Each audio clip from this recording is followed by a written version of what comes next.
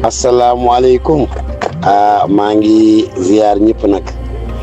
di nuyu sama jigéen yi sama yaay yi waa Nouvelle Vision mouvement xale yëpp ak militants yëpp ak agents yi ak ñi ci jàpp ñëpp maa ngi gis ngeen commencé di sànnante xeer jarul ko yàlla moo dogal li muy dogal li ñu waroon def nañu ko bu doon par exemple dañoo ne Dakar dafa am ñu gagné wuñu à la rigueur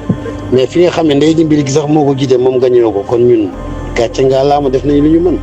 bu doon dafa am lu ñu waroon def ci campagne bi ci defuñu ko boobaa ñu reproché suñu bopp waaye def nañu lu ñu mën ak lu ñu mënul kon boobaa vraiment sant ma kenn mu xasal ma kenn wala moo xam ne kenn lu ñaaw nañ leen bàyyi ba suba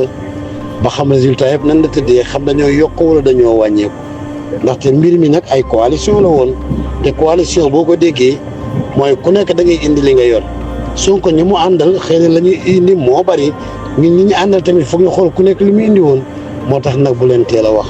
man de damaa sant yàlla bu wér a wér di ñaan yàlla mu dolli man yàgg naa leen a xamal ni waruma ay député yooyu man à part mairie Médina dara intéressé wu ma toujours man ne lu ma am Médina ma ko gënal te mairie Médina moom buñ ci tolloo di ngeen xam ne sama bakkan laa ci teg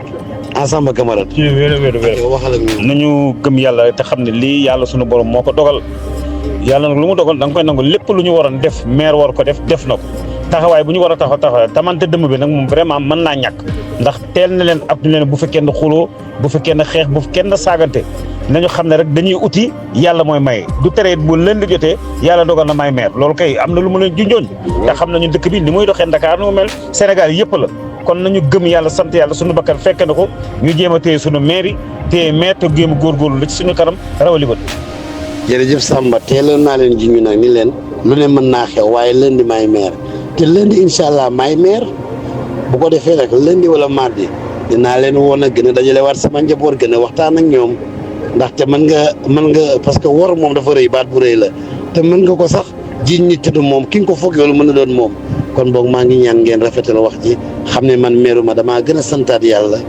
bu baax a baax te dinaa gën a defarwaat te tamit tey laa leen gën a jàpp jërë ngeen jëf wasalaam.